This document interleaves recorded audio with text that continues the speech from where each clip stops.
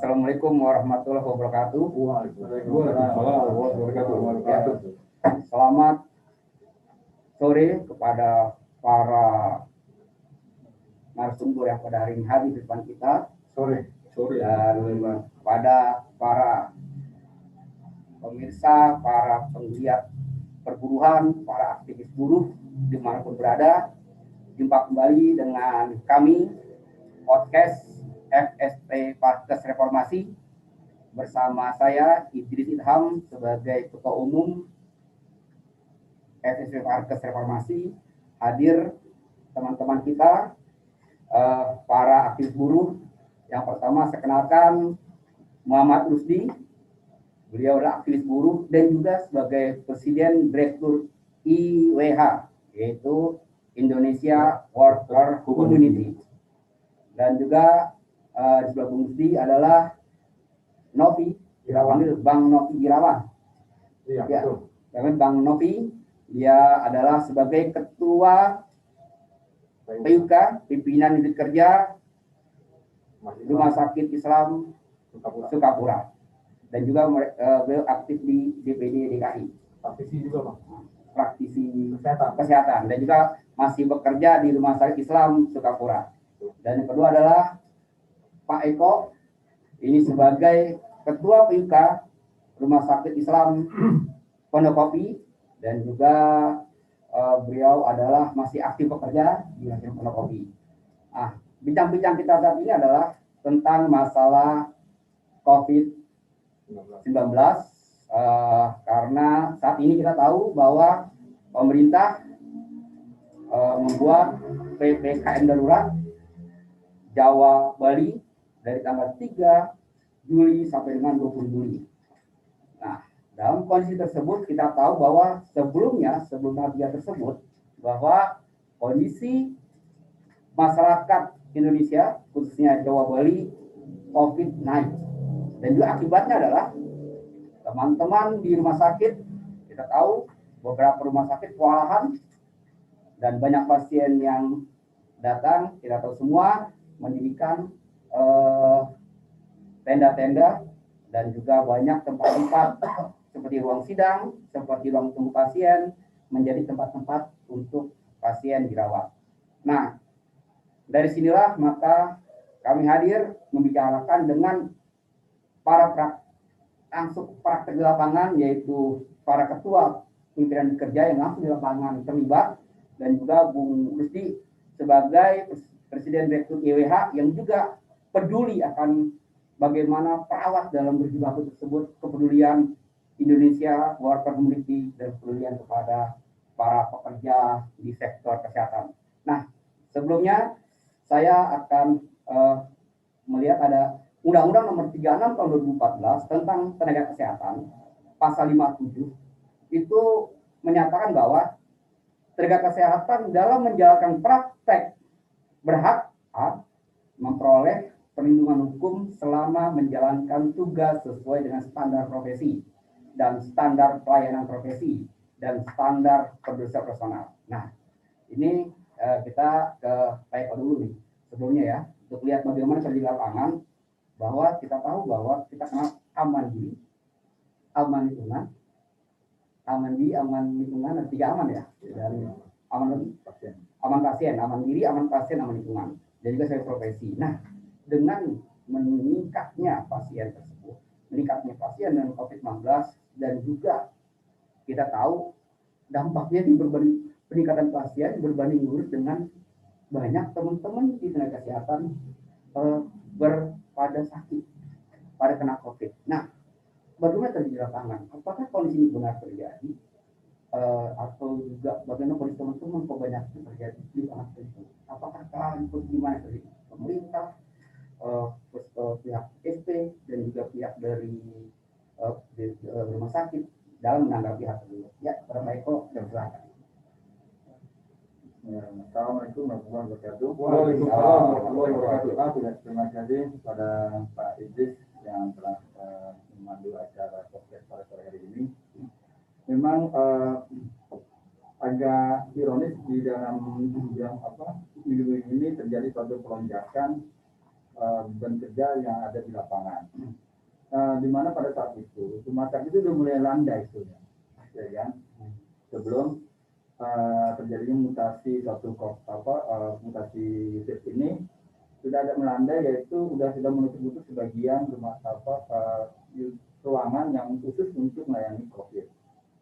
Namun apa yang terjadi kalau dilihat dari sumbernya yang katanya akibat dari liburan itu menjadi penyebabnya sehingga terjadi lonjakan.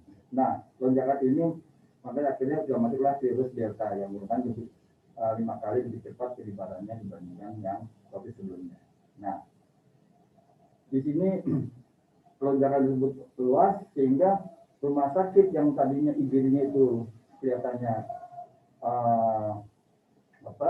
biasa-biasa, jadi ada kekagetan juga sih, ya, lonjakan tinggi masuk terus sampai kita kekurangan bed pada saat triase di IGD. Nah, kemudian dilakukan pembukaan kepada ruangan yang sudah disiapkan seperti sebelumnya. Namun ruangan-ruangan yang sudah dibuka pada yang sebelumnya itu yang dibuka, kita terjadi perluasan kembali karena ada masa-masa yang itu nggak langsung masuk ke ruangan, tidak ada masa observasi.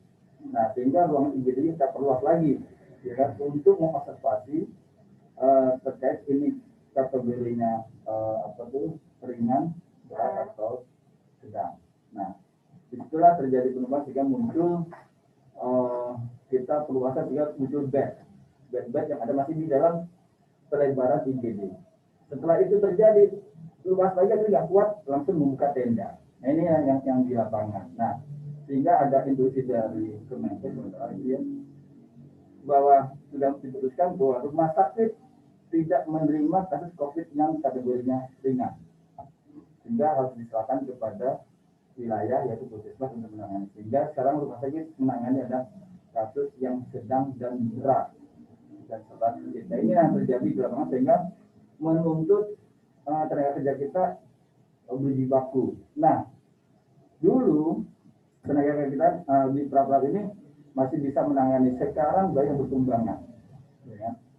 Bertumbangan karena antara supply dan demand-nya nggak sesuai antara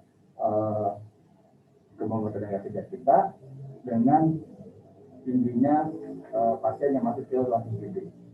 Nah, disinilah ada bermunculan, dan akibatnya sekarang yang kena itu tidak hanya tenaga medis yang langsung, termasuk tenaga yang penunjang yang mensupport itu terjadi muncul berkembangan, termasuk yang di non medis.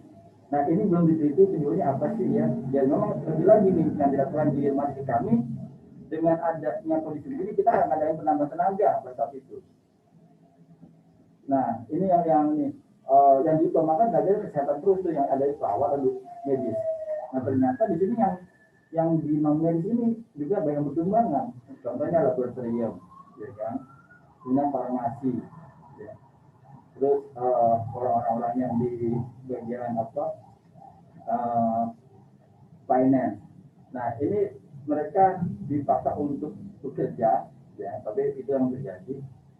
Sampai-sampai orang-orang yang sudah pensiun yang masih diganti ini masih tidak melakukan penggantian. Nah, tidak mungkin dari itu. Nah, memang sesuatu ini kita belum mengkaji apa penyebabnya, ya, yang itu yang ada. Jadi kita nggak tahu penyebabnya. Nah, terus dari sini apa sih peran dari serikat PUK? Kami sudah melakukan satu dialog dengan pihak manajemen. Itu sudah lama, dan artinya sebelum COVID bermutasi, kita sudah mengajukan beberapa hal untuk keselamatan bagi tenaga kerja. Ya. Artinya alhamdulillah dari banyak permintaan kita memang baik dipenuhi. Tetapi lagi-lagi mungkin di dalam ini pemenuhan ini yang kita belum tahu apakah efektif sedianya. Contoh, pemberian vitamin itu juga diberikan vitamin. Tapi vitamin ini apakah efektif teman-teman minum atau tidak saya nggak tahu gitu kan, sehingga begitu. Terus kedua untuk APD dulu kekurangan, sekarang sudah tertangani dan jalan terus ya. Terus kemudian terkait dengan suplemen yang lain demikian. Tapi yang jadi problemnya sekarang kalau pada saat pegawai atau para pekerja itu terpapar, ini yang menjadi dilemanya teman-teman tuh, ada yang ditanggung oleh pihak rumah sakit dan tidak. Ini yang terjadi untuk penanganan pengobatannya. Jadi itu yang selalu berubah-ubah sih, aturannya selalu berubah-ubah. Jadi kita nggak bisa itu jadi taklak gitu ya, terus menerus, dan itu harus berubah. Mungkin sementara itu dulu Pak Idris terkait dengan situasi dan kondisinya, yang dimana memang saat ini kita sekarang udah kewalahan, yang kalau nggak salah katanya 100 orang kalau di total tuh terjadi di rumah makan isoman, dan kemudian ya tadi pagi saya bicara dengan pihak SDM di rumah sakit Kopi, begitu 100 orang secara total ya, bicara orang medis maupun medis. Nah, dan kita biasanya agak dilema mencari tenaga sulit ya Pak. Ya, untuknya kemarin buka 25 tenaga kesehatan, yaitu perawat, yang mau ada 9. Nah itu kayak gitu. Jadi supaya intinya juga jadi masalah juga sekarang untuk tenaganya. Ya, saya kira itu dulu Pak Yus, mungkin yang berkembang terkait dengan yang lainnya. Ya, makasih Pak Eko. Selanjutnya mungkin kita lanjut ke Bang Novi. Tadi mungkin hampir sama lah suasana kondisi rumah sakit, karena ini wilayahnya kan Jakarta Timur, Bung Novi ini di Sukapura, Jakarta Utara. Nah sekarang Bung Novi tadi dengan kondisi yang diceritakan kayak oleh Pak Eko tadi, itu kayaknya hampir sama dengan terjadi di lapangan di rumah sakit Sukapura. Nah ini kan bicara tentang tadi ya, aman diri. Nah aman diri ini kita tahu tadi aja contohnya di Pondok Kopi hampir 100 orang lebih, tenaga 100 yang isoman dan terpapar. Artinya dia itu tidak bekerja kan, dan mencari tenaga sulit. Nah tadi kan Pak Eko bicara tentang di kondisi rumah sakit, bagaimana dilakukan oleh rumah sakit memberikan bantuan vitamin atau juga tambahan makan suplemen gitu ya. Nah sekarang kami nggak berpikir bagaimana Pemda atau pemerintah daerah atau pemerintah, ya kan? Kita tahu kan petugas kesehatan ini mendapat insentif, ya kan? Insentif dari dia menangani COVID tersebut, tenaga kesehatan dapat. Nah, apakah insentif itu cukup atau ada nggak di pemerintah memberikan masih itu tenaga langsung gitu? Pemikiran itu kan harusnya tuh dia tanggap memberikan udah kondisi begini, bisa nggak relawan-relawan, tapi yang mencari bukan dari ini, dari pemerintah memberikan seperti itu yang pertama. Itu, dan yang kedua, walaupun kita tahu insentif itu penting bagi tenaga pekerja di lembaga kesehatan tersebut, tapi kan juga tenaga luar itu kan, karena apalah uang jika risiko kita kena gitu kan sakit. Itu yang tambahan Novi, selain menceritakan tentang kondisi juga di rumah sakit. Apakah diperlukan pemerintah turun tangan selain memberikan dana, apa gitu? Ya. Terima kasih Pak Idris menyampaikan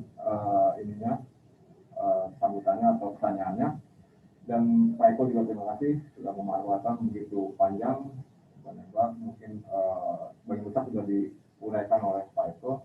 Pertama-tama begini, saya mungkin kembali mohon izin juga Bang Rizky, Pak Amir, Pak Idris, saya mau menyampaikan sekarang kondisinya kita sebenarnya bisa waspada lagi terhadap COVID atau pandemi ini.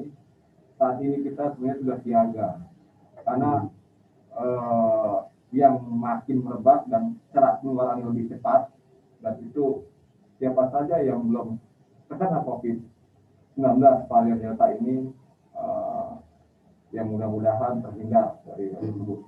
Dan saya secara pribadi ingin menyampaikan dulu nih, ini juga dimanapun Anda sebagai tenaga kesehatan yang bekerja di fasilitas kesehatan,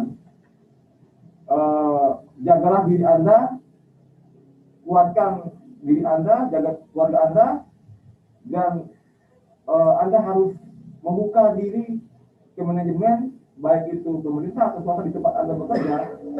Bila mana Anda bekerja langsung atau melayani pasien COVID, Anda kurang dalam hal perhatian dari manajemen, Anda harus berani mengkritisi. Itu poin saya. Dan mudah-mudahan saya juga terus berduka secara pribadi dan secara umum dimanapun yang teman-teman se-Indonesia mungkin, dan khususnya teman-teman saya di Umat Islam Sukapura yang dalam kondisi sekarang ini masih banyak yang terbaring, mungkin di Islam Pondok Kopi juga, mungkin di Pak Putih dan tempat lain. Saya mendoakan biar cepat sembuh dan pulih kembali. Nah, poinnya sebetulnya masa insentif berapapun uang yang diberikan kepada tenaga nakes atau petugas kesehatan yang bekerja di pelayanan kesehatan, baik di rumah sakit atau kesehatan pertama, itu sebenarnya ada ukurannya. Bila mana kita secara pribadi sebagai pekerja atau praktisi kesehatan atau pekerja rumah sakit dan masyarakat juga ataupun pemerintah yang secara pemikiran atau tindakan secara memberikan apa sih namanya istilahnya aturan-aturan dan pelaksanaan sampai yang sekarang ini dibuat aturan sampai ke pelaksanaan secara teknis PPKM darurat itu nggak benar-benar serius, sama aja. Dikasih pun duit nggak ada ukurannya, itu secara materi. Dan kita perlu tahu juga sampai saat ini, hari ini nih, mungkin saya boleh bacakan juga Pak update pasien corona yang sekarang ya. Ini saya ada di kompas.com. Jakarta kasus efek aktif COVID-19 di Indonesia pada ini hari Minggu mencapai ini 295.228 kasus. Jumlah ini tertinggi nih selama pandemi yang varian dari tanggal 14 Juni kemarin sampai sekarang tanggal 7 Juli. Jadi kurang lebih sekitar 2 mingguan. Ini minggu kemarin tanggal 4 itu tertinggi jumlah kasus hariannya berdasarkan hasil tes PCR terkonfirmasi. Terus orang sembuh juga sama, bertambah juga 13.551 orang dibanding sebelumnya. Dan sini kita bisa melihat ini COVID ini mungkin sebagian besar masyarakat masih sudah percaya, dan ada sebagian juga sebenarnya yang tidak percaya. Ada dua sikap, percaya dan tidak percaya, gitu kan. Tapi kami sebagai saya secara pribadi bekerja di rumah sakit yang khususnya sekarang ini Rumah Sakit Darurat Sukapura, dan juga kebetulan juga ya menjadi praktisi kesehatan juga, membantu dalam hal ini screening kesehatan khususnya antigen. Melihat COVID-19 ini berbeda sama yang varian sebelumnya atau mungkin waktu yang sebelumnya. Kalau saya hitung itu dari sebelum Lebaran. Ternyata setelah berdasarkan dari hasil penelitian, dan saya pernah membaca di webnya WHO, varian Delta itu muncul di Indonesia setelah Lebaran ini muncul. Itu kita di luar konteks ini ya. Tapi secara fakta itu sudah ada, dan secara empiris sudah ada, dan faktanya sudah banyak masyarakat ataupun nakes siapapun itu terkena. Nah, kami sebagai pekerja kesehatan di rumah sakit berharap sebetulnya berkaitan dengan penanganan khusus pasien COVID yang datang ke rumah sakit.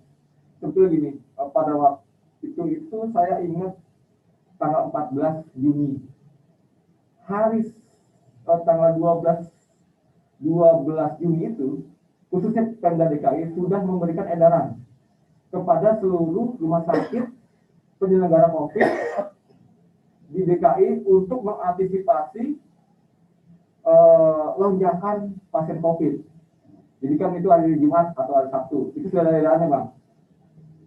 Nah, kemudian dari situ rumah sakit yang menyatakan COVID, mungkin kalau saya contohkan khususnya di Singapura, Minggu dan Sabtu, manajemen itu mengadakan pertemuan untuk mengantisipasi lonjakan tersebut yang diperkirakan itu Senin, tanggal 14 Juni. Itu sudah ada edaran sebelum hari Jumat itu. Nah, mungkin kali di rumah sakit lain yang memang menyatakan pasien COVID sudah juga mengantisipasi itu sebetulnya dasarnya gitu. Dari segi penambahan di babet, pemetaan ruang isolasi atau zona merah dari UGD, laboratorium, radiologi, dan ruang isolasi tersebut itu atau APK ICU itu sudah dipetakan oleh manajemen. Tapi mungkin kali di sebagian rumah sakit juga ada yang apa istilahnya mempersiapkan secara dadakan, ada juga yang mempersiapkan. Tapi memang ternyata minggu-minggu itu sangat cepat sekali peningkatan pasiennya. Ya, saya mengamati di khususnya di Islam Papua dan juga dari media kita banyak melihatlah apalagi yang viral itu di Bekasi. Sangat cepat sekali peningkatannya pasien yang dengan gejala COVID-19 ini. Dan itu disitulah bagaimanapun mungkin kalau saya bisa memahami begini. Kalau kita konteks bicara peraturan tadi yang di uraikan tadi di aturan tentang tenaga kesehatan, undang-undang tenaga kesehatan, ya betul. Terus di aturan keputusan Menteri Kesehatan juga ada di nomor 413 tahun 2020 itu diatur juga tentang penanganan pasien COVID-19 2000. Dan itu sudah diatur sebetulnya cara menangani seperti apa, dari isolasi mandiri, gejala ringan, tanpa gejala, dari sedang ke berat ada sebetulnya. Sebetulnya memang tadi yang Pak Eko juga sudah jabarkan juga bahwa COVID-19 ini dibilang berbahaya, iya berbahaya. Saya sepakat karena melihat langsung fakta real di rumah sakit. Kalau memang itu ternyata memang si pasien tersebut ada komorbid, tidak berbahaya, betul juga buat kita yang umur masih tinggi. Nah, mungkin kalau saya menyikapi dari sisi aturan yang terhilap mungkin dari pemerintah, kita bicara dalam hal ini aturan, itu keputusan Menteri Kesehatan 413 itu sudah menguraikan, menjabarkan dengan detail aturan tersebut. Tapi kalau dianalisa peranan kesehatan baik pemerintah ataupun swasta tidak teredukasi dengan baik tuh, gitu. Jadi kok ada aturannya sudah dirinci atau gimana, cara penanganan gimana, cara penyelesaiannya gimana, tapi kok masih numpuk juga pasien ke rumah sakit. Ada juga sampai yang akhirnya orang yang mau isoman ternyata dia jadi punya gejala berat sampai meninggal. Itu banyak kejadian di situ. Nah, rumah sakit swasta mungkin yang kategorinya dia mampu, ya mampu juga. Tapi dalam hal human resource atau sumber dayanya, manusianya, ya kita bisa maklumi juga. Saya sempat ada obrolan kecil, ada ponakan teman saya, dia mau masuk di rumah Islam, ternyata langsung taruh di ruang COVID. Dia seorang perawat nih, SIP udah ada, tapi ternyata bapaknya marah sama saya. Padahal sih sebagai tenaga kesehatan, wah nggak mau, takut terpapar begitu. Terus ada begitunya. Dan juga dibuka juga buat tenaga yang mau bantu perawat, katakanlah bahasa kita penunjang lainnya. Kalau bicara aturan di Permenkes atau Pergub itu tadi, nanti kita bicara ke Pergub nomor 23 tahun 2020 yang masa insentif tadi, disebutnya bahwa kita itu sebagai penunjang lainnya sebetulnya, tenaga medis, yang membantu perawat adminnya, yang di ruang isolasi pun ada, dan servis, itu dikatakan itu penunjang lainnya, gitu. Nah, insentif ini, kalau kita bicara ruang swasta, itu sudah mengakomodir sebetulnya. Jadi kita nggak bisa meneliti sejauh mana masa insentif ini didapat oleh tenaga kesehatan dan kesehatan lainnya. Nah, di situ kan itu terjadi diskriminasi tuh, gitu kan? Di keputusan Menteri Kesehatan nomor yang sekarang udah diperbarui di nomor 47 Bang tahun 2021 tentang insentif itu masih mengatakan insentif dan satuan kematian bagi tenaga kesehatan dan tenaga kesehatan lainnya. Tidak disebutkan tenaga kesehatan penunjang lainnya. Berbeda konteks soalnya. Itu sebetulnya. Oke. Nah, ini terjadi semacam apa sih kalau bahasa ininya tuh disparitas bahasa kerennya. Ya, Bang. Oke. Nah, lagi ya. Oke, kan kita lanjutin lagi untuk lebih mendalam menuntutnya ke situ. Nah, sebelumnya tadi diceritakan oleh Pak Eko, Bung Novi tentang kondisi rumah sakit, artinya tenaga kesehatan banyak yang bertumbangan tanda petik adalah terpapar virus COVID tersebut. Nah, Bung Rusdi sebagai Presiden Direktur IWH bisa di ini tuh gambarnya itu short tuh ada itu. Nah, biar nih kan, nah, Indonesia Worker Humanity. Nah, apa peran dari IWH ini dalam kondisi yang terjadi bagi teman-teman tenaga kesehatan, memberikan sedisiplin atau apapun juga namanya, apa yang telah dilakukan Indonesian Worker Community, karena ini adalah pekerja kesehatan yang kalau dikatakan kalau dulu kita bahaya zaman dulu nih COVID awal. Jadi kalau teman-teman kita, terus saya pun udah walaupun ini ya jangan orang kesehatan masih ini kan orang kesehatan, kita pulang kerja itu dicurigai betul sama tetangga ya, dikucilkan zaman dulu tuh. Pas kalau mulai penyuluh mulai dapat. Nah, apa nih peran dari IWH untuk para tenaga kesehatan dalam ke saat ini gitu? Ya, terima kasih Pak Idris. Kami dari IWH Indonesia Worker Humanity diberi kesempatan dalam apa ya, ngobrol santai lah tentang fenomena COVID. Nah, bagi IWH kita bukan lembaga kesehatan, kita lebih ke lembaga kemanusiaan yang fokus bagaimana para pekerja Indonesia atau buruh Indonesia ini yang mempunyai masalah, mempunyai problem sosial akibat dunia kerja seperti PHK ataupun lainnya, kita hadir. Nah, hari ini kita IWH lagi concern terkait dengan teman-teman tenaga kesehatan, karena kita mendengar dalam 2 minggu terakhir ini hampir semua berita-berita di media itu mengatakan bahwasannya jumlah pasien COVID meningkat. Nah, kalau kita baca data dari situs Komite Penanganan COVID-19 dan Pemulihan Ekonomi dari pemerintah, per hari Sabtu itu jumlah kasus positif sudah mencapai 2,2 juta. Ya, 2,2 juta 228,98. Yang meninggal itu sekitar 59.534. Dan kemudian di kota-kota besar, terutama Jakarta dan Surabaya, Jakarta adalah menampung berbagai pasien dari Jakarta sendiri, kemudian Jawa Barat dan Banten. Ini jumlah kasusnya sangat tinggi sekali, hampir mencapai 570.000. Artinya hampir seperempatnya kasus COVID itu ada di Jakarta, termasuk juga di Surabaya, di mana Surabaya juga menampung banyak pasien-pasien dari Indonesia Timur. Nah, ini yang coba kita perhatikan. Jika kasus ini meningkat, kasus jumlah pasien meningkat, dan kemudian ada arahan dari pemerintah agar rumah sakit kemudian menambah alokasi kasur atau bed bagi pasien COVID, dan ternyata setelah ditambah-tambah di ruang-ruang di dalam rumah sakit masih perlu juga kemudian ditambah lagi dengan dengan membuat tenda-tenda khusus segala macam, masih perlu juga. Nah, ini yang luar biasa. Nah, apa akibatnya bagi tenaga kesehatan? Nah, kita melihat jumlah pasien yang tinggi ini kemudian membuat tenaga kesehatan ini kemudian kelelahan, karena mereka harus bekerja full di atas 100% lah itu kan.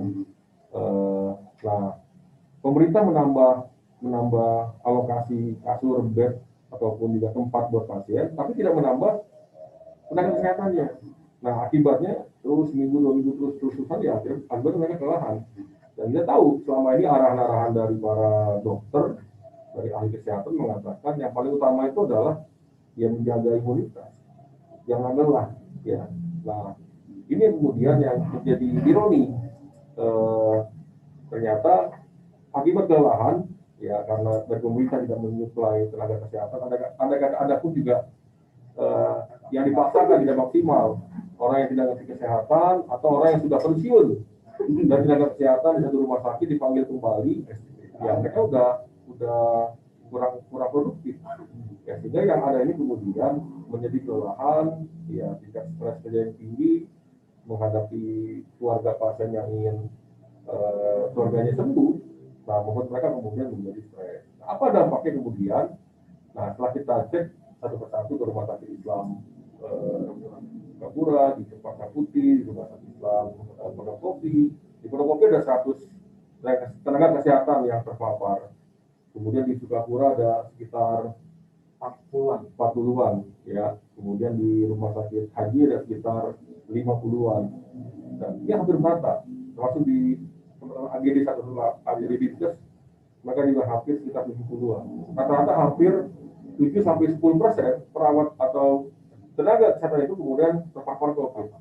Nah, ketika terpapar COVID, mereka kemudian diisolasi mandiri ataupun dirawat lah. Sebagian besar di isolasi mandiri karena rumah sakit itu tidak nampung. Ini nih, mereka tenaga kesehatan, tapi mereka kemudian tidak bisa ditangani di rumah sakit. Nah, akibat jumlah pasien yang meningkat, kemudian jumlah tenaga kesehatan yang malah berkurang. Nah, kita khawatir tingkat kelelahan pasien ini, kelelahan dari tenaga kesehatan ini makin menguat gitu kan. Nah, ini yang perlu dipastikan secara sungguh-sungguh oleh pemerintah, oleh pihak manajemen, dan juga oleh kita semua. Nah, problemnya adalah dari pemerintah, ya kita tahu sampai hari ini saja, berdasarkan hari ini ada rapat pemerintah Kemenkes dengan Komisi 9 DPR, pemerintah masih nunggak insentif tenaga kesehatan tuh. Dari sekian triliun itu kan 1,3 triliun, pemerintah sampai hari ini masih nunggak 160 miliar gitu kan. Nah, ini yang ironi lah gitu kan. Malah tadi data pasien meningkat. Bahkan di Surabaya kita dengar hampir ada 13 rumah sakit itu sudah menutup UGD-nya. Ada spanduk-spanduk, kami tidak menerima pasien selain COVID karena sudah penuh. Nah, ini yang sekali lagi adalah kita dari IWH, bagian dari komunitas buruh di Indonesia. Nah, kita nggak pengen nih teman-teman pekerja, karyawan, tenaga kesehatan yang ada di rumah sakit yang mereka adalah bagian dari buruh Indonesia, bagian kerja Indonesia, kemudian mereka mendapatkan dampak negatif karena ketidakpedulian dari pemerintah ataupun ketidakpedulian dari manajemen. Makanya kita kemudian hadir untuk memperhatikan mereka. Ya, kita hadir membantu mereka, dan setelah kita tanya-tanya juga, setelah kita melakukan diskusi kepada mereka, bagi teman-teman nakes yang dirawat ataupun dalam rumah sakit ataupun di tempat-tempat yang dijaga pemerintah, mereka insya Allah secara fasilitas pangan terjamin, obat terjamin. Tapi bagi mereka yang kemudian isoman mandiri, tidak sedikit yang mereka nggak diperhatikan. Ya mungkin pihak manajemen sedang sibuk, nggak memikirkan mereka, sedang sibuk memikirkan bagaimana pasien ini bisa tertangani gitu kan. Nah, tapi faktanya di beberapa rumah sakit, terutama rumah sakit yang sebelumnya efek dari pemberlakuan BPJS yang belum kelar ini sempat kolaps segala macam, ya tidak sedikit dari tenaga kesehatan ini kemudian yang isomannya ya seadanya. Dan ketika kemarin pasien COVID itu di satu daerah, di masyarakat itu di satu RT RW itu masih sedikit, pihak RT RW itu kemudian menggalang bantuan, ya sesama warga, kemudian membantu warga yang terkena COVID. Tapi hari ini RT dan RW bingung, banyak karena satu RW hanya 6. Ya ambil contoh, saya pernah keluarga besar saya 15 orang, 8 orang kena segala macam. Tapi masih sepi, masih bisa di backup oleh banyak pihak lah. Tapi sekarang ini Banyak yang bingung. Ya, mereka bingung. Nah karenanya kami dari IWH kemudian bersama kaum buruh Indonesia kita mencoba memperhatikan mereka. Kita mencoba untuk membantu mereka berupa bantuan pangan dan suplemen agar mereka bisa, ya setidaknya mereka senang lah, ada yang merhatiin walaupun nilainya nggak seberapa lah. Ya, nah di beberapa perusahaan yang bagus kita juga mendengar ada yang ketika satu perusahaan itu karyawannya itu terpapar itu kan, kemudian 3 hari sekali pihak perusahaan kemudian dan serikatnya mengantar suplemen kepada si pegawai tersebut yang kena. Walaupun sekarang kualitas berkurang. Ambil contoh, sebelumnya lebih banyak itu. sebelumnya suplemen itu dan pangan itu sekitar 250.000. Tapi sekarang ini karena jumlahnya banyak, ya dan harganya naik, ya maka kemudian nilainya hanya 1 hingga 200.000. Nah ini yang terjadi di lapangan, sekali lagi adalah kita menghimbau pada pemerintah, tolong dong, ketika tenaga kesehatan ini yang merupakan ujung tombak dan garda terdepan dalam penanganan COVID ini harus diperhatikan.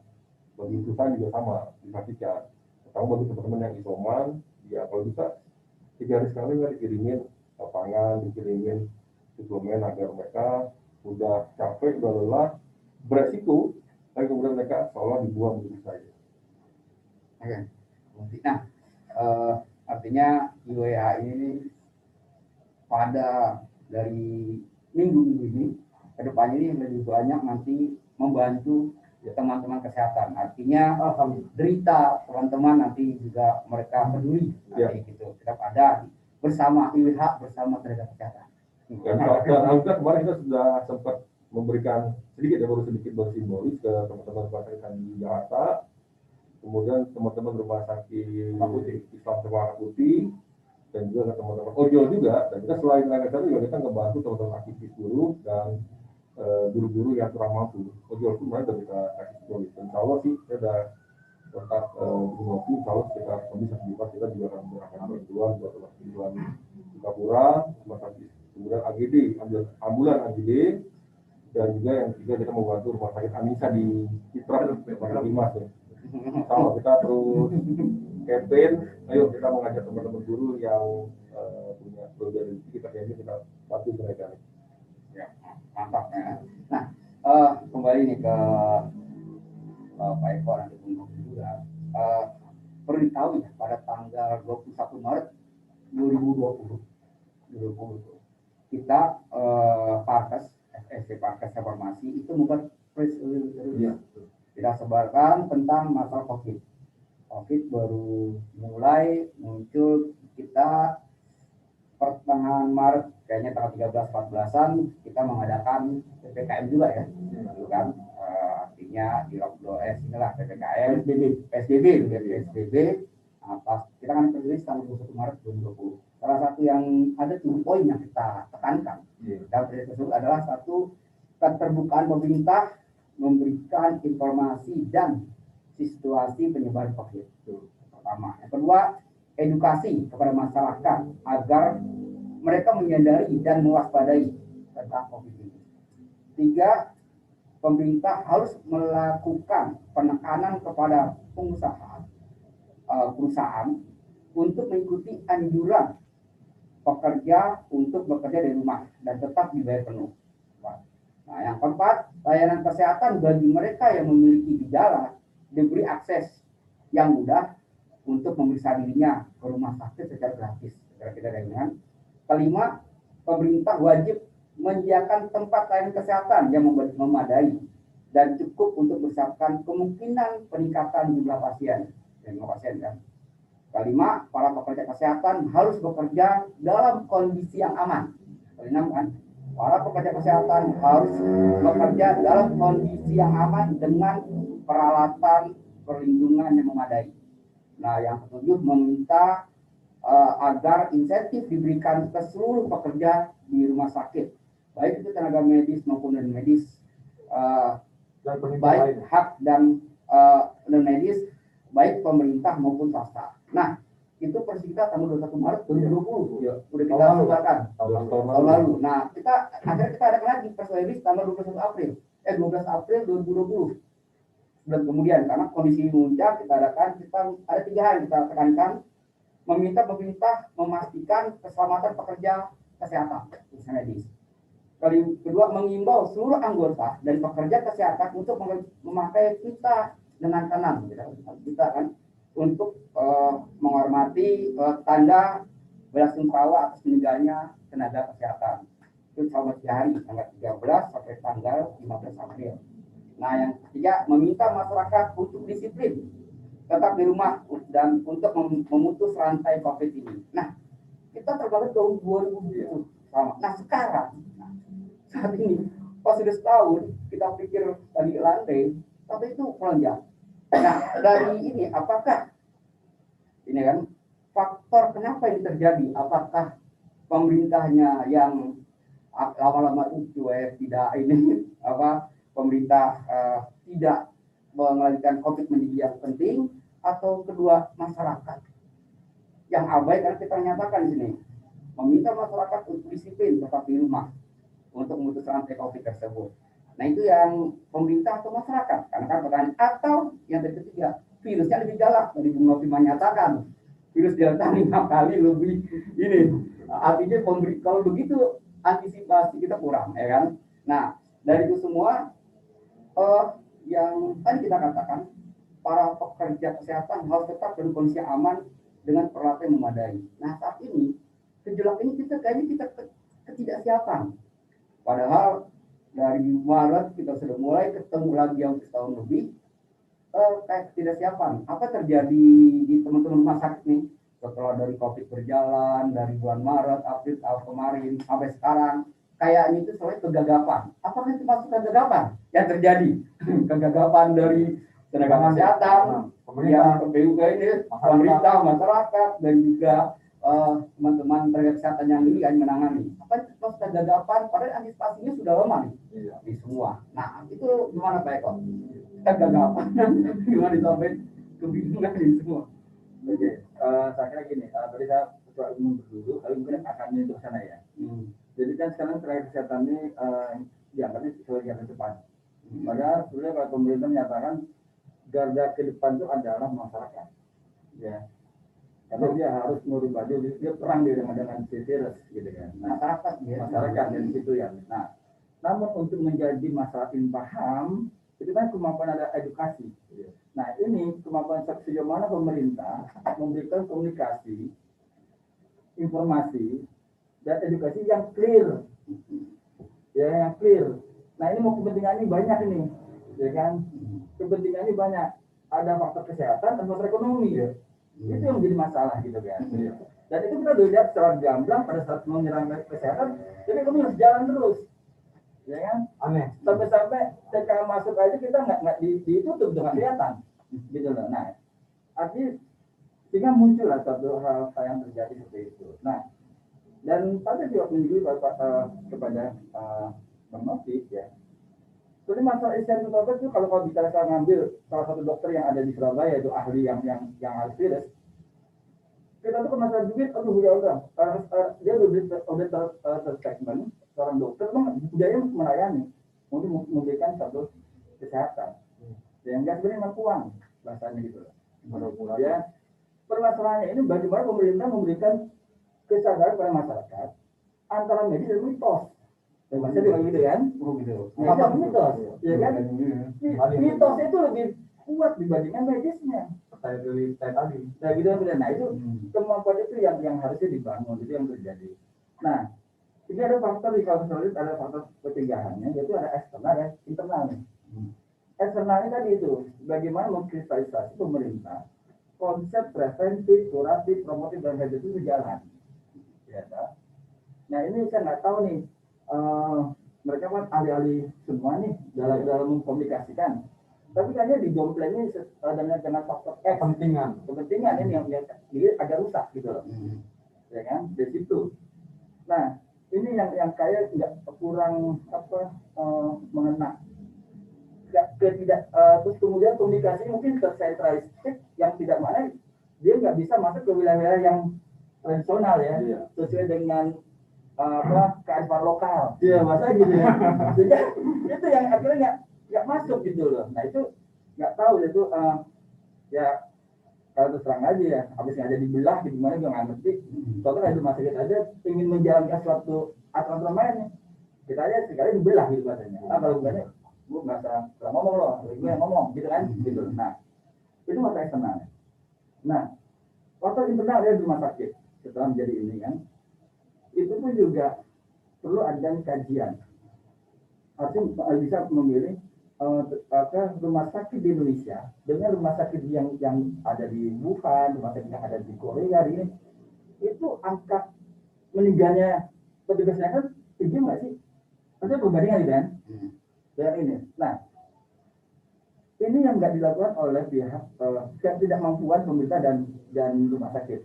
Apalagi kami di swasta, notabene dana dari sendiri, ya kan? Kalau mau dari bayar itu ada kita juga minta riset nggak jelas. Lama. Kita jalan COVID, jadi jalani COVID tuh, modal sendiri. Pas mau ditagih tertunda. Ya banyak ada alasan itu. Sehingga cash flow kita terganggu kan. Di sana kalau yang saya baca atau saya dengar, orang-orang para medis atau orang yang bekerja itu langsung nggak boleh ke keluarga. Maksudnya kayak di DKI gitu ya. Ditinggalkan di satu tempat asrama udah gitu. Gitu kan. Sehingga pas pulang dia pulang hanya sekali atau 2 minggu sekali. Yang terjadi kan enggak. Orang kita di rumah sakit udah ada imunnya bagus, gini kan, udah yang penting protokol kesehatan ini ada mandi langsung pulang ke rumah. Tapi tahu kan gitu kan, itu terjadi. Nggak ada proses pengasingan. Nah itu dulu waktu pertama-tama kali yang ada ini, kita minta kasih satu tempat blok teman-teman untuk tinggal, gitu loh. Dan itu nggak semua rumah sakit nyadarin. Nah apalagi sekarang sifatnya yang lebih masif nih, dak begitu. Nah ini tidak ada ujungnya kluster keluarga lah, kluster restoran lah, kluster ini. Nah itu dia. Nah terus kemudian rumah sakit udah double cover aja, yang semua lengkap dengan APD-nya ini masih kebobolan karena budaya lagi nggak dijalankan. Jadi katanya sih makan bersamanya, gitu kan di satu kantor di rumah sakit seperti itu. Nah ini sih sudah kalau saya melihat ada beberapa rencana yang harus dilakukan tidak maksimal dilakukan, tidak menjadi lagi masalah lain atau memang ketidakmampuan dalam kita men-tracing, gitu kan, faktor-faktor apa yang terjebak itu. Tapi kalau kita melihat gaya-gaya pengelolaan rumah sakit dalam melayani pasien COVID ini dengan negara lain tuh kita Indonesia agak-agak beda ya, ya kan? Orang sana begitu banyak juga orang yang biasa dengan ada lakukan berkontak dengan orang yang masih fit, gitu kan? Itu dasarnya gitu loh, ya kan? Nah terus Isman sendiri juga macam-macam nih, ya kan? Isman yang kategorinya masih ada aktif, ada Isman yang OTG. Oh iya, ya kan? Jadi dia Isman nih karena ada kontak kita Isman nih, kalau OTG ya dia masih jalan-jalan. Nah ini nanti begitu tuh. Nah ini yang saya lihat sih banyak peran ya, peran pemerintah juga ada ambil, kita ini internal juga sendiri juga ya tadi ingin rumah sakit ingin melakukan seperti tapi cash flow atau dana yang nggak ada, sehingga akhirnya apa yang dilihat minimalnya ayo deh imunitas ditingkatkan. Nah imunitas itu macam-macam, imunitas nggak ujuk-ujuk tidur saat ini kita udah dewasa, itu kan dari masa kecil. Kalau jiwanya udah makanannya udah nggak jorok, saya selalu hidden di sini nggak hancur juga kalau makan jorok. Ada orang yang dulu makan jorok aja, ya kan ini masih lebih kuat. Jadi itu juga imun diambil dua, satu diakibatkan oleh pola makan, tidak naik dong. Kedua pola pikir, dua aja tuh dia. Ya ada deh. Cuma tuh. Cuma tuh makan sama pikir. Ini marah-marah mulu. Nah ada. Nah ini dia. Cuma tuh. Nggak boleh dagang gitu. Dia COVID karena itu tuh gimana gini. Ini kompleks ini Pak Idris, jadi kompleks yang pakai. Nah itulah makanya bagaimana akhirnya ini jadi ujung-ujungnya ini SDM saling menyiapkan diri. Gitu ya, saling menyiapkan diri. Nah itulah yang terjadi. Makanya ini akhirnya sekarang nggak tahu nih, ini dampak dari pemerintah terlalu apa ya, nakut-nakutin, tapi sisinya kok mau membuka peluang. Ini ibarat seperti awas kita lari ada anjing tarik terus gitu kan, pas itu nggak ada anjingnya, ngomong Tuhan ya, dua kali kalau gue wah nggak ada anjing lagi, gue tarik pas nggak ada anjingnya gitu kan, yang ini benar-benar ada anjingnya nih, benar ada anjingnya, nggak ada dimakan tuh, nah itu terjadi kan, gitu. Karena itu dia antara ekonomi kita nggak clear, dan juga pemerintah dalam menyelesaikan masalah juga murni mana yang memperjuangkan NKRI tidak, kita nggak lihat aja. Oke. Kita sih Oke. Nah, sekarang Bung Novi, apakah PPKM darurat ini sudah pas, tepat yang dilakukan, termasuk pas atau tidak nih? Pemerintah menarik rem gitu untuk menyelamatkan tenaga kesehatan, iya, untuk tenaga kesehatan kita. Ini bicara kesehatan, artinya apakah PPKM ini jika dilakukan dari tanggal, karena pakai batas 3/20, kira-kira nih ada nggak nanti penurunan? Artinya kadang-kadang menyelamatkan tenaga kesehatan juga. Kalau kita bahasanya konteks kira-kira itu adalah optimis. Tapi gini Pak, jadi sebenarnya konteks yang tepat atau tidak tepat PPKM darurat atau bahasa kita udah gampangnya lockdown aja gitu. Oh gitu ya. Kita. Tapi sebenarnya itulah kita nama istilah gitu. Tapi saya kepikir begini. Tadi kembali ke poin tadi yang sudah menguraikan definisinya Parker gitu kan. Jadi kalau bahasa di teori epidemiologi, tenaga kesehatan itu ada 4 bahasa seperti yang Pak Eko sudah uraikan tuh. Promotif, preventif, kuratif, sama rehabilitasi. Nah, permasalahannya begini, padahal bicara COVID-19 ini menurut saya seorangnya praktisi aja lah gitu ya. Bergaul dengan COVID, saya bergaul dengan COVID. Jadi ya nggak juga sih Bang. Jadi rumah sakit itu atau tenaga kesehatan itu sebenarnya posisinya di mana nih? Sebetulnya posisinya di kuratif lah. Di kuratif, pengobatan, bukan di. Memang pada sejatinya yang namanya waktu itu ada 4 itu layanannya dia. Tapi Pak, khusus di COVID-19 rumah sakit itu sebagai posisi kuratif, gitu. Di manakah pemerintah, di manakah masyarakat? Nah, masyarakat itu sebetulnya ada di posisi rehabilitatif. Pemerintah ada 2 nih Bang, promotif dan preventif. Dari dinyatakan oleh pemerintah waktu itu BPP Presiden siapa? Waduh Lalu dan Presiden Jokowi menyatakan 2 Maret ya 2020 COVID-19 ada pandemi COVID menyatakan resmi, gitu kan? Nah, tadi Bapak Markas tertulis 1 Maret terbitlah Permenkes keputusan Menteri Kesehatan, Mbak. Keputusan Menteri Kesehatan Republik Indonesia nomor HK.01.07 garis miring Menkes garis miring 413 garis miring 2020 tentang pedoman pencegahan dan pengendalian coronavirus disease 2019 atau COVID-19. Di sini tertuang semua sampai berapa ratus pasal dari tata cara tadi, dari preventifnya gimana, promotifnya gimana, kuratifnya gimana, pemetaannya gimana, sampai rehabilitasinya gimana, tertuang di sini. Ya, betul. Tapi bagi saya melihat stakeholder semua nih, ya kalau kita sih, kalau saya salah ini bicara, ini memang kita nggak terlalu banyak baca, gitu. Semua unsur, semua elemen, gitu. Padahal di sini tertuang, dikeluarkan oleh Menteri Kesehatan tanggal 13 Juli 2020. Nah, makanya dahsyat tuh. Parkas membuat press release mirip seperti ini. Menteri Kesehatan mengeluarkan 13 Juli 2020 ditandatangani oleh Dr. Terawan Agus Juli kita Maret. Nanti tertuang di sini sampai pemetaannya. Nah, maksudnya gimana? Bicara COVID lagi tadi, yang tadi bilang pemerintah rumah sakit itu ada posisi kuratif, masa ini ada di posisi rehabilitasi, pemerintah itu ada promosi dan ya kalau bisa semuanya lah pemerintah itu kan. Nah, tapi oke lah kita petain di promotif dan preventif. Ini kemana kalau kita amatin? Gitu, promotifnya. Ada aturan ini. Tugasnya siapa mensosialisasikan? Ke institusi mereka nih, ke masyarakat langsung. Yang kita lihat ada. Alhamdulillahnya dengan berbagai majemuknya kita banyak partai, banyak organisasi, banyak LSM, saya membangun, mencari tahu tentang caranya gimana menangani COVID, cara kita bergotong royong. Alhamdulillah begitu sebetulnya.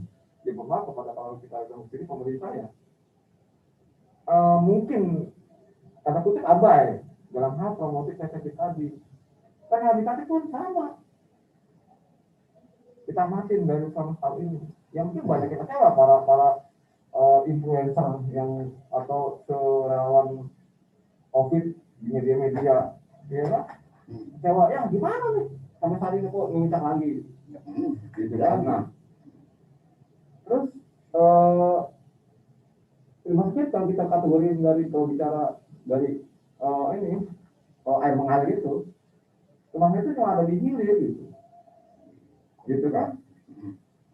Si pemerintah itu dulu si siapa masyarakat itu buangannya kalau besar saya apa sih dari hulu ke hilir bisa marah ya gitu kan gitu ya. Nah kalau dari atas sudah kotor terus nah di situ terjadi tuh, makanya terjadi akhir kita banyak yang skeptis. Wah, ini COVID ini bisa propaganda nih, konspirasi ini. Wah, yang itu rumah sakit, yang itu orang-orang yang swabel ini gitu. Banyak yang begitu. Tadi mitos dan medis gitu. Wah, gitu kan. Banyak yang nggak itu lah. Mestinya hulu ini siapa? Kalau kita bicara hulu gitu. Kita kalau bicara soal tadi apa tadi bang? Maaf, yang berat tentang mereka yang jawab tempat tepat. Tempat ya, itu.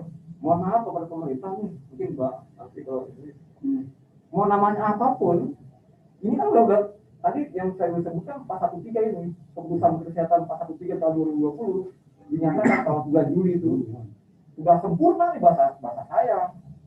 Tapi ada yang tahu nggak? Banyak yang tahu atau ASN ada yang tahu nggak? Jarang yang tahu bang. Kalau ini dilaksanakan, nggak perlu ada PPKM darurat tuh, nggak perlu ada PPKM apa lagi tuh? Ini gitu, ini jangan kan sempurna dari hulu ke hilir, dari semua masyarakat ngerti bahwa COVID ini tidak bahaya, ya bahaya, tapi kita harus jaga. Informasi ya, HBS, informasi yang kurang. Semua stakeholder kita harus berperan gitu, mestinya dan harus tahu. Dan ternyata memang di Indonesia kelemahannya, ya kalau dari survei ini kan menunjukkan kita mau apa ya, saya tidak baca. Dan juga jarang baca, apalagi bicara aturan, gitu kan, makanya jarang baca orang lihatnya ini aja medsos. Kalau kata pengacara, aneh tahu aturan bro kan begitu, aneh tahu, aneh bisa cari jalannya. Kalau masalah tidak tahu aturan itu jarang baca. Akhirnya sampai sekarang ada yang masih di rumah, obat COVID tapi ditolak, begitu bang. Kita punya itu, ya itu hanya simbol. Tadi pun kita pulang gimana sih atau kerja? Sama ini mohon maaf sama aja ya. Kalau bicara tepat nggak tepat ya saya nggak mau komentar. Oke terima kasih. Oke Bung Gusti, ini waktu 23 Maret 2020 kita pernah bicarakan tentang pemerintah harus melakukan penekanan kepada pengusaha, ya kan, untuk mengikuti anjuran bekerja di rumah, WFH gitu kan, dan juga tetap dibayar penuh itu pada bulan Maret. Nah setelah itu kan ini berarti sebagai IWH, bagaimana melihat setelah itu beberapa bulan kemudian itu ada yang namanya itu darurat PHK. Ya. Saya tahu tuh responnya STI itu ada kata darurat PHK. Nah itu waktu COVID awal yang dari setelah puasa gitu kan. Lagi bang. April itu ya, PHK kita lihat belum mau STI. Nah dari semua itu akan tetap biaya penuh. Nah kita kan juga meminta ini kan sebagai ini juga sebagai aktif buruh nih kan, dan juga penggiat IWH tadi. Nah, dampak kan kita juga banyak pengusaha contohnya ini mem-PHK. Kalau pertama pengusaha misalnya tidak WFH, artinya banyak diprotes dari teman-teman di pekerja kayak tekstil lah, tekstil, sandang kulit, pekerja masih banyak. Artinya kebijakan ini tahu-tahunya ini dikatakan di 4.13 itu kan ada tempat-tempat yang nggak boleh. Kerumunan itu tuh kenapa kayak sejenis itu sama pengusaha pemerintah itu masalah saja gitu, orang bekerja masih penuh aja gitu kan. Nah itu dan juga yang kedua gara-gara masalah banyak nggak digaji, tidak dibayar gajinya. Nah ini kerjaan IWH kan, kalau seandainya orang nggak digaji atau dipecat gara-gara COVID banyak kan. Memang saya potong katakanlah mereka antisipasi bagus untuk men-screening pegawainya melalui antigen. Pada saat si pegawainya ini ternyata dicek antigen positif lah, terjadi kebanyakan. Pertama, manajemennya tidak melaporkan satgas COVID itu maka bang. Jadi klaster perusahaan yang tempat kerja itu sudah banyak. Jadi ditutupi takut di lockdown. Perusahaannya takut. Nah, sebagai ini ada nggak melihat ke situ? Artinya teman-teman yang dibantu oleh WA ini yang tadi teman-teman yang ter-PHK ini semua. Nah, seperti mengerti apa salah kepada pengusaha apa ini yang dilakukan IWH? Ya, ini kan kondisi hari ini menjadi sebuah potret gambaran betapa bangsa ini, negara ini sangat lemah menghadapi satu wabah gitu, satu wabah penyakit yang terulang. Tahun lalu sempat mereda, kemudian menguat lagi. Nah, kita sangat lemah karena memang ketika ada sebuah wabah atau sebuah krisis yang kalau kita belajar dari teorinya Nabi Yusuf gitu kan, kas negara itu dikuatin dulu, ya kan. Ketika kemudian 7 tahun kemudian krisis, ya itu udah ada masalah. Siapa ya? Situasi. Nah, di Indonesia sebagai sebuah negara, Indonesia ini menghadapi krisis atau menghadapi situasi wabah begini, yang kemudian solusinya adalah harusnya lockdown total misalkan. Ini nggak bisa. Problemnya sederhana karena kas negara kita, baitul mal kita ini lemah, bukan hanya kosong, utang minusnya bahkan 6.000 triliun. Ya kan? Bukan hoax ya? Bukan hoax. Ini isu minus. Nah, padahal sumber utamanya adalah kalau negara ini kemudian punya uang yang cukup, dan kalau memang faktanya harus lockdown total, yang efektif mungkin kalau total 2 minggu lockdown, tapi udah selesai gitu kan, nggak ada lagi benar-benar habis karena semuanya jaga jarak dalam 2 minggu itu.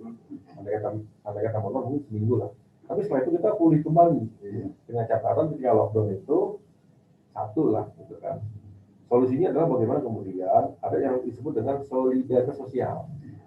Bagaimana kemudian orang-orang kaya itu, konglomerat kita yang hartanya itu ratusan triliun, seperti pemilik Jarum, pemilik bank, BCA, pemilik Kambi Pharma, pemilik rokok segala macam, itu kemudian ataupun yang kelas sebenarnya kita bareng-bareng menyumbang kepada negara.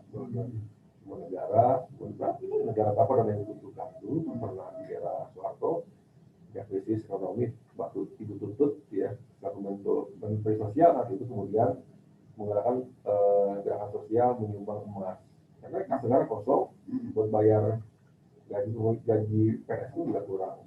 Nah ini kita nggak ada nih gerakan solidaritas sosial itu nggak ada. Dulu bahkan dulu ada hari solidaritas sosial Soeharto. Nah, karena basis sebuah negara itu sesungguhnya adalah solidaritas sosial. Itu sebenarnya kunci fondasi dari sebuah negara. Karena kita tahu krisis itu selalu berulang-ulang. Bahkan sekarang intervalnya itu lebih cepat gitu. Dulu kan krisis 40 tahun, 50 tahun sekali lebih cepat. 2097, 2008 krisis ekonomi lagi, kemudian 2014 krisis ekonomi belum kelar, ini langsung krisis dengan wabah. Nah sehingga ketika diterpa wabah ini kita sangat lemah karena sederhana, solidaritas sosial kita sebagai sebuah bangsa itu lemah. Kalau dalam Islam jelas ada namanya zakat infak sedekah, gitu kan. Nah mungkin kalau di Indonesia itu nggak ada, pemerintah tidak menggalakkan solidaritas sosial, gitu kan, tidak mengoptimalkan ini, sehingga kemudian masyarakat bekerja secara mandiri, secara mandiri, termasuk kami lah dari IWH ini sebenarnya adalah kami membangun solidaritas sosial yang sesungguhnya tugas pemerintah. Iya, kalau tugas pemerintah ini dijalankan oleh dengan baik, semua dikumpulkan, kemudian membangun solidaritas sosial, kemudian dikumpulkan dalam Baitul Mal atau sekarang ini disebutnya apa namanya itu kan, itu jalan gitu kan. Orang kaya kemudian mau peduli, banyak kelas menengah atas dan ini insya Allah kita sepakat lockdown total, ya kan, bahwa seluruh ini total tinggal diinventaris, semua berkorban ya, semua harus berkorban, buruhnya mau berkorban, kemudian pengusaha menengahnya mau berkorban, tinggal nanti dipilih yang memang dampaknya luar biasa, pemerintah utama lagi. Jadi kalau pemerintah bisa jadi adalah masyarakat secara umum ataupun juga terutama pengusaha-pengusaha kecil, kalau yang dia benar-benar lockdown, kemudian dia langsung hancur bangkrut lah, itu perlu dibantu. Nah, termasuk juga adalah menyiapkan suplai makanan segala macam. Nah ini pemerintah nggak berani. Ini pemerintah pakai namanya sebelumnya apa namanya SBB, pembatasan sosial berskala bahasa lain pemerintah nggak mau melakukan karantina. Karena sederhana, pemerintah nggak berani karena tidak mau menguatkan solidaritas sosial. Nah pun di sebuah negara kalau kita belajar dari sebuah peradaban menurut kami segala macam, kunci dari kuatnya suatu bangsa, kuatnya suatu komunitas itu adalah solidaritas sosial. Sehingga orang kemudian mau berlomba-lomba menyumbang apapun. Dan Indonesia salah satu negara yang tingkat solidaritas itu tinggi sebenarnya. Nah, ini potensi, tapi nggak dioptimalkan oleh negara. Indonesia itu biasa, walaupun dia tanda petik miskin, tapi dia masih mau nyumbang. Contoh, masih mau nyumbang masjid, masih mau nyumbang anak yatim, masih mau nyumbang orang yang minta walaupun dia miskin sebenarnya. Nah ini yang ngebangun Indonesia ini, pemerintah luput. Kita mau optimalkan membangun solidaritas sosial. Kemudian, ini mau namanya PSBB, PPKM itu nggak efektif, gitu kan. Tapi kalau misalkan dibangun kesadarannya dan Pak Jokowi istilahnya itu ngomong di publik, diundang dulu seluruh pemimpin bangsa, lintas partai, lintas suku, lintas agama, ini kondisi bangsa adalah darurat. Ayo kita bangun bersama, kita lepaskan segala macam perbedaan, ikatan segala macam. Ayo, yang bisa bantu, yang kaya bantu yang miskin, yang besar bantu yang kecil, yang kuat bantu yang lemah. Ayo, kalau nggak ini bangsa akan hancur. Nah, dibutuhkan komunikasi yang kuat antara pemerintah, DPR dengan masyarakat. Nah, hari ini enggak. Pemerintah jalan sendiri, masyarakat kemudian jalan sendiri. Kalau dikoordinir, saya pikir ini satu dasar. Nah, tugas negara sebenarnya mengkoordinir. Nah, problem negara sederhana sekali lagi, tugas presiden dan tugas DPR segala macam. Yang paling sulit dari masa ke masa itu sebenarnya mengumpulkan dana, dari sumber pajak maupun dari sumber zakat, infak, sedekah. Nah, sebenarnya itu sebenarnya. Pemerintah kemudian salah langkah lagi ketika menghajar kelompok-kelompok agama. Padahal kalau semakin tingkat keimanan semakin tinggi impaknya, semakin besar impaknya. Harus kelompok agama ini didekatin, kemudian diajak kerjasama bersama membangun bangsa. Termasuk kelompok adat segala macam. Kalau udah kelompok adat berfatwa atau ketua organisasi agama berfatwa, insya Allah orang akan mau membangun bangsa ini, dan kecintaan yang masalah kita terapkan kali ini nggak usah dilakukan lagi. Jadi nggak usah saya NKRI, nggak usah debatin. Ingat apa gerakannya, konkret seperti apa, ayo dimulai dari yang atas, ayo ini kita semakin banyak. Dan saya melihat kenapa kemudian sekarang di PPKM itu tidak berhasil, karena ya orang sering butuh makan. Perusahaan-perusahaan yang mereka ini butuh beroperasi. Nah, kalau selama mereka kemudian tidak dijamin, ya eksistensinya tidak di-cover, maka ya mereka akan bergerak apapun resikonya.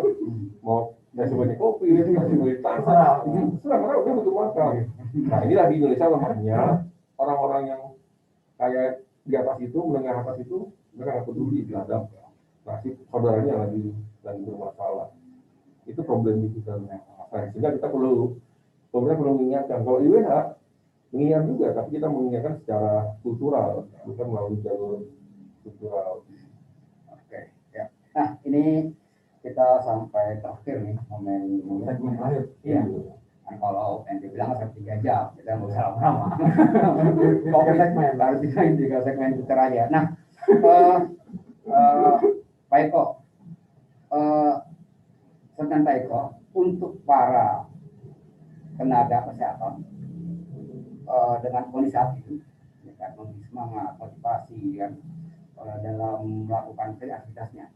Ya, dan Pak Eko. Ya, kepada para nakes yang saat ini sedang berjibaku untuk membantu mempermudah proses pelayanan kesehatannya,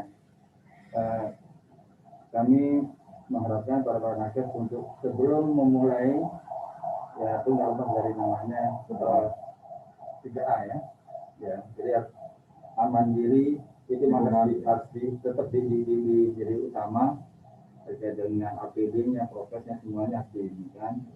Kemudian juga harapan juga untuk pihak manajemen, karena dia punya kewajiban untuk aman lingkungan, sehingga akses dan arus semuanya itu juga harus diperbaiki, dari tata udaranya, dari zona zoningnya, kemudian tempat kerumunnya, dan itu harus menjadi tanggung jawabnya manajemen dalam mengatur proses layanan Di semua rumah sakit ya. Ya, rumah sakit ya, Pelayanan kesehatan. Ya, kemudian juga untuk pasiennya pun juga artinya juga harapannya juga harus tidak panik ya dalam menghadapi COVID ini.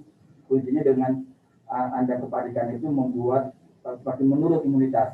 Nah ini untuk terus bertawakal pada Allah semuanya bagi mereka untuk menjalankan pemilu ujian ini. Jadi sekali lagi untuk para nakes dan semuanya, mari berjuang. Kita memang bukan insentif yang dibutuhkan, tapi ya itulah artinya kita lah jalan kemanusiaan yang semuanya, sehingga hal-hal yang tadi itu sebagai bonus-bonus aja, tapi ya kita lebih mengutamakan keamanan diri kita. Buat apa kita membantu satu keadaan, namun diri kita nggak aman. Ya itu mari kita sekarang imunitas kita yang baik. Mungkin dari Pak. Nah, Bung Noti, yang tadi katakan teknologi ada 4 teknologi ya, kuratif, preventif, rehabilitatif, gitu kan. Nah, promotif, nah itu peran pemerintah ya, untuk supaya ini cepat selesai, menjadi tidak merajalela. Apa yang dilakukan oleh pemerintah bersama dengan pemerintah? Ya, nah, apa ini? Kemudian apa dari pemerintah? Baiknya bagaimana? Bagaimana? Jujur kan? Jujur, Bukan ya? jujur dan terbuka. Itu dalam apa? Serius nggak menangani COVID-19 ini? Serius nggak bahwa mereka itu memberikan masyarakat kita itu aman buat kesehatan atau tingginya dari kesehatan? Gimana kita mau menghadapi nanti Universitas Keperat tahun 2022 kalau nggak salah? Melalui COVID aja kita nggak apa-apa setahun setengah. Saya begitu. Terlihat mungkin banyak para influencer di media itu ternyata pemerintah tidak jujur dalam menangani COVID, dari segi apesnya, dari segi fasilitas kesehatannya, tadi promotifnya ke masyarakat gimana, masyarakat gimana, terlihat seperti itu. Ya tadi berbicara gagal. Kalau pemerintah gagal, ya kita yang kalau swasta kan pasti walahan juga terpapar gitu kan. Kalau sopir dia jangka, itu penumpang gitu semua ya. Nah, sahabat saya begini, sebenarnya banyak aman-aman yang sebetulnya pasien saya itu sebenarnya berguyur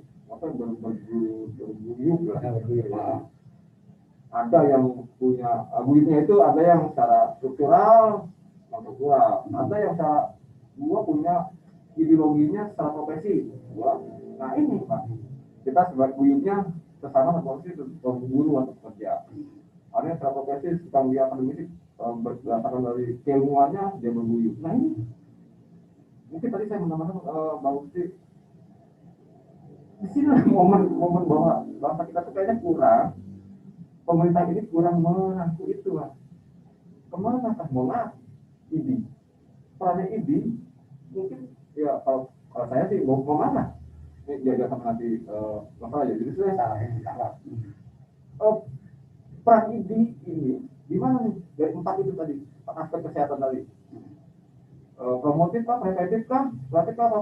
Relatif. Kalau saya pribadi mungkin kurang. Mestinya mereka mencakup 4 nih. Begitu juga PPNI, perawat, dan juga populasi yang tadi saya bilang berdasarkan ke kemampuan dan keahlian lah. Kemana perasaan mereka? Kebanyakan munculnya di 1 doang, di 4 itu, di 1 kelas itu. Mestinya kan berperan juga turun ke masyarakat rehabilitasi, gitu kan? Nggak bisa dibuka, sebetulnya video nggak bisa dibantu ke pemerintah, mau ke Ciandu lah, Puskesmas, wah mereka udah kojok-kojok tuh, sudah sama juga lah bahasanya, mereka udah kewalahan. Nah, maksud saya begini, ayolah bangkit semua gitu. 4 unsur pariwisata itu kita harus ini, baik ente punya ilmu apa, kemampuan apa, punya kemampuan materi, kemampuan ilmu, kemampuan ini, ayo kita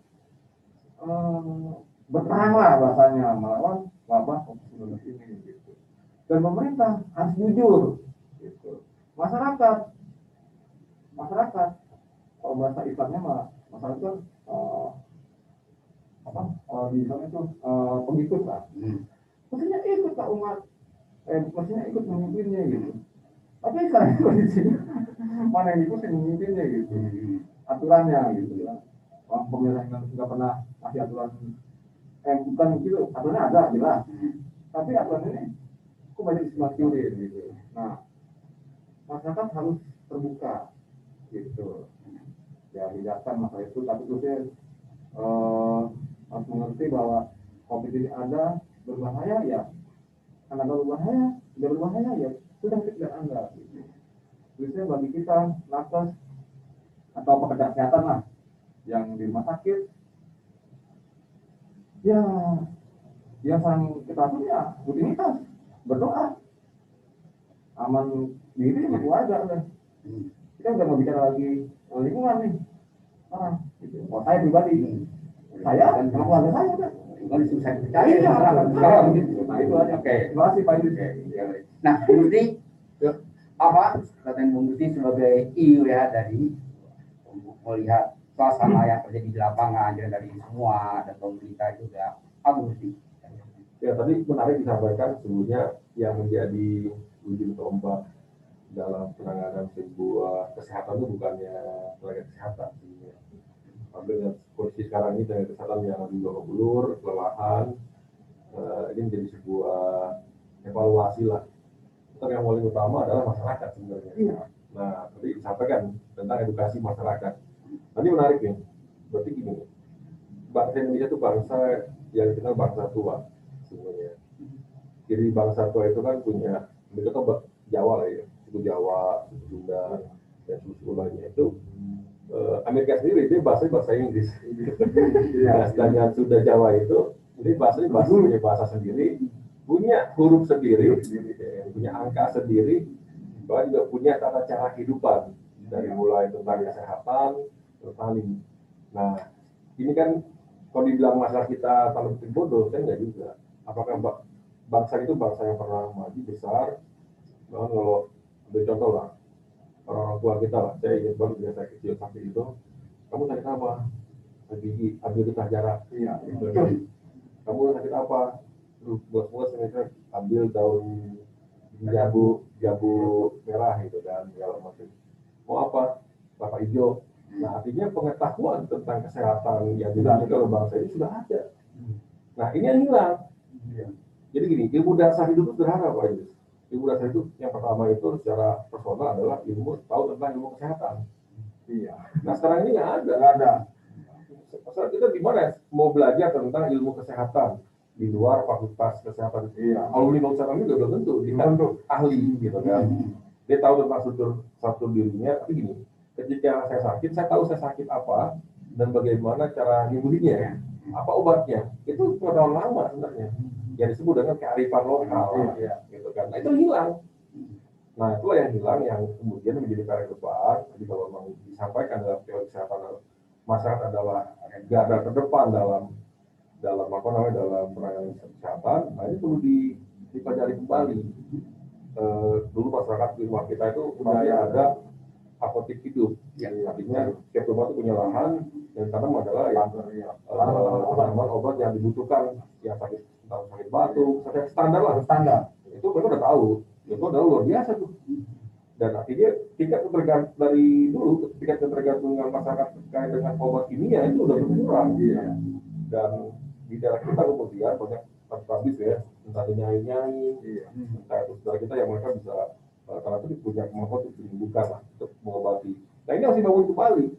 Yang kita nggak bergantung ketika kita ada sebuah wabah, kemudian bergantung, oh ini obatnya hanya dari sini, nggak bisa nih. Mahal obatnya. Gimana poli? Ini sebagai sebuah negara, kita harus tahu ahli-ahli itu. Sekarang kita harus bisa apa namanya, bisa mendeteksi itu. Ini obatnya sederhana. Yang mahal kan kita tahu. Yang mahal dari obat kimia itu bukan obatnya. Produksi obat itu sangat murah sekali. Yang mahal itu adalah biaya penelitiannya, biaya marketingnya, biaya entertain. Sama ada Pak, ya. biaya calok. Nah, biaya calonnya itu yang mahal. Nah, ini harus dikeluarkan kembali sebagai sebuah, kalau kita bangsa yang besar gitu ya. Edukasi terhadap tadi cara apa namanya, tentang kita tahu kalau kita sakit itu apa penyakitnya. Saya sakit saya dari lambung, perut. Saya tahu pencegahan awalnya misalnya digigit matanya gitu kan. Kemudian minum apa dulu? Jadi nggak panik. Dan murah sebenarnya. Nah itu yang saya pikir bangsa ini potret ke depan bagaimana kemudian saya setuju bukan tenaga kesehatan yang menjadi garda terdepan. Mereka adalah membantu kita semua. Tapi yang garda terdepan masyarakat, maka tugas kita adalah ya mohon maaf mengevaluasi kembali ilmu kesehatan yang diajarkan di universitas. Mau nggak mau ilmu tentang pengobatan tradisional ini dikuatkan kembali agar kita tidak terjebak dalam mafia obat, mafia kesehatan yang kalau tadi disampaikan ternyata kan bisnis. Ternyata muncul vaksin wabah ini, ternyata vaksinnya sudah disiapkan oleh satu perusahaan di negara A. Kemudian muncul lagi virus baru, ternyata obatnya sudah ada juga. Ini kan aneh, gitu kan? Obat menduli penyakit. Ya, tadi disampaikan, misalkan nama virusnya COVID-19 muncul di akhir 2019, tapi kemudian obat dan testernya itu sudah dibuat baru 2019. Ya ada sebuah permainan dari mafia obat, mafia kesehatan segala macam. Ya tentunya sebagai sebuah negara yang harus diam. Jangan sampai kelalaian negara, ketidakmampuan negara ini kemudian berimbas kepada masyarakat. Artinya janganlah kemudian kesalahan dari pemerintah kemudian menyalahkan masyarakat. Kalau begitu, ayo kita yang sadar ini, ayo ternyata ilmu kesehatan itu sangat mahal. Tapi kalau dipelajari, jadi murah. Mudah. Kalau kita paham, kita sakitnya ini, ini murah. Satu farmasi, jadi mahasiswa mau skripsi, satu farmasi itu Bang. Kalau dia mau ngambil judulnya itu yang kimia sintesis sama, jadi bahasa kita ada namanya formulasi tablet. Jadi zat aktif, formulasi tablet itu buat skripsi itu nggak boleh Pak. Jadi dosen-dosen kita itu di fakultas farmasi itu kalau mau bikin skripsi harus yang dari bahan alami, pakai teorisasi, destilasi atau apa gitu. Dari bahan alami. Iya. Herbal gitu. Iya. Jadi di ilmu farmasi waktu skripsi nggak gitu Bang. Gitu ya. Pas lulus baru ke apotekernya baru manajemen, tapi standar di ilmu farmasi di situ. Itu bagus dong sebenarnya. Sebetulnya udah bagus. Jadi nggak boleh. Masyarakat kurang. Saya ingat waktu itu saya telat kan yang paling gampang itu mengambil formulasi tablet atau formulasi sirup, sediaan sirup. Itu udah nggak boleh lagi, dilarang sama fakultas, sama informasi ya. Sama itu dulunya fitokimia atau ekstraksi atau fraksi gitu. Yang dari golongan alam jadi fraksi jadi bahan obat untuk menyembuhkan ini gitu. Dengan teori fraksi apa gitu. Nah, sehingga Idris, ini menjadi menarik ya, usulan saya ke teman-teman podcast yang tiap pekan mengadakan podcast. Mungkin podcast itu jadwal kita misalnya hari Rabu ngomongin apalah. Tapi karena ini adalah Federasi Farmasi Kesehatan, saya mengusulkan apakah sebulan sekali, apakah 2 minggu sekali, kita mengadakan macam talk show, tips mengatasi sakit perut. Iya. Nah, itu kan dengan cara alami.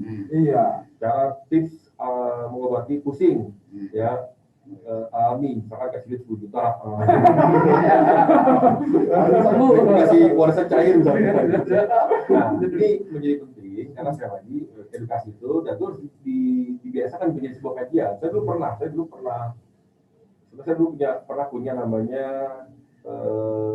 pustakaan pribadi gitu kan, namanya garasi lah. Saya tuh beli buku-buku, saya sengaja tuh kalau ke pasar Senen ada buku-buku murah di Gramedia. Sehat praktis lah. Banyak saya beli tuh, tujuannya saya akan kaji tuh. Saya ngundang dokter atau siapa lah ngerti mengkaji apa namanya kajian-kajian ngobrol santai tips sehat ini. Tidak perlu dia mahal-mahal kemana-mana, tapi kalau dia punya ilmunya itu, jadi nggak perlu panik. Kan orang nggak tahu jadi panik. Tapi kalau dia tahu apa penyakitnya, kemudian bagaimana obatnya dan bagaimana penanganan praktisnya, dia nggak terlalu panik juga. Nah itu yang perlu kita panik. Itu sebenarnya bisa karena kita dulu pernah menjadi bangsa kita dikenal dengan pengobatan macam-macam lah ya. Satunya adalah tabib dan nama Barus itu udah terkenal. Sejak zaman Firaun itu udah terkenal. Itu satu tempat di daerah Sumatera Utara dan Aceh sana yang memang itu basis pengobatan. Udah internasional, udah global gitu, internasional. Dan sekali lagi, insya Allah lah, artinya ini menjadi potret betapa tadi edukasi, kemudian edukasi tentang kesehatan, edukasi tentang obat, edukasi tentang bagaimana cara sehat, itu menjadi penting. Dan saya menyarankan agar podcast ini bisa rutin, karena ini sekali Bu.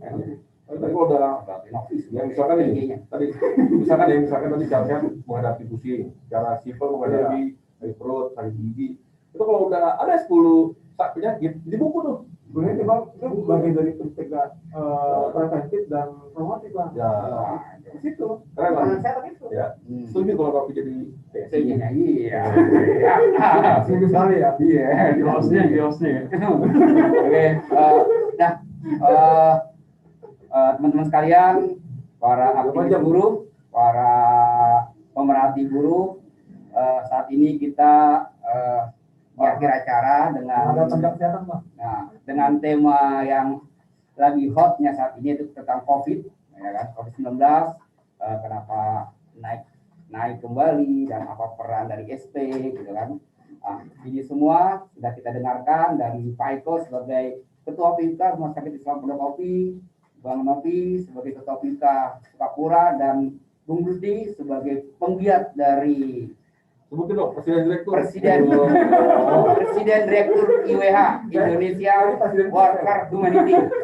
Presiden Direktur IWH, bagaimana kita panjang lebar kita bicara. Nah, yang terpenting adalah satu, bahwasanya kita bersama-sama pekerja rumah sakit dan juga dari Indonesia Worker Humanity sebagai hadir langsung Presiden Direkturnya Bung Rusdi saling membantu. Kita semua peduli dengan kondisi ini. Kita bersama pemerintah bagaimana caranya tetap COVID harus turun. Kita bersama-sama, tidak ada yang kita salahkan saat ini. Ini yang terjadi bangsa kita, maka kita harus saling menguatkan dari pekerja kesehatan, dari masyarakat, dari pemerhati sosial, pemerhati worker Indonesia. Kita semua saling menguatkan. Dan yang terpenting adalah jangan lagi kondisi orang bekerja, kondisi pegawai tenaga kesehatan berjibaku. Saat ini hilangkanlah tentang istilah KOA atau juga sekarang yang adalah turun tangan, kata Bung Rusdi, solidaritas sosial ditingkatkan, tidak ada lagi saling menyalahkan, caci maki atau bicaranya adalah permainan tidak permainan. diuntungkan di rumah sakit, pemerintah, salah juga hilangkan itu semua. Kita bergandengan tangan untuk Indonesia jaya ke depannya. Sehat. Untuk Indonesia sehat. Nah, dari kami sekian, kita kembali ke topik-topik berikutnya. Selamat menyaksikan acara kita untuk periode berikutnya yang dikatakan Bu Musti tentang kesehatan lingkungan di masyarakat nantinya. Yang adalah masyarakat adalah garda terdepan di dalam menghadapi kondisi COVID-19 dan kondisi kesehatan yang terjadi. Terima kasih dari saya. Wassalamualaikum warahmatullahi wabarakatuh. Hidup buruh. Hidup guru. Semoga bermanfaat. Tetap sehat dan para nakes.